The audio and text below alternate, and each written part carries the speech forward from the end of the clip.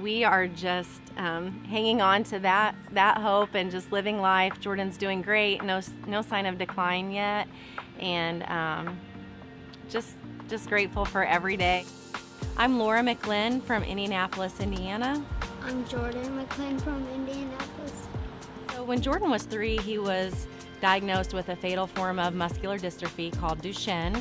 When Jordan was first diagnosed, we sort of went through almost a mourning period, really, when you get that kind of news. And we actually left our children's hospital in Indianapolis given zero hope.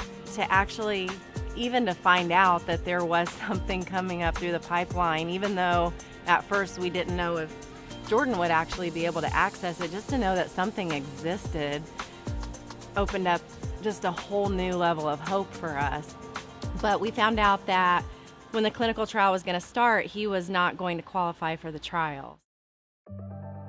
Right to try is a federal law that actually says if a patient has a life-threatening illness and there is a treatment that exists that could save their lives, but they've exhausted every other option. If they have a drug company willing to provide the drug, a doctor willing to prescribe it, and the patient who wants to try it, then they basically have the right to do that. Patients want to access drugs that are FDA approved, but if not, they want to access drugs through a clinical trial. If not, they still want to know that there may be some pathway available to them to be able to access those treatments.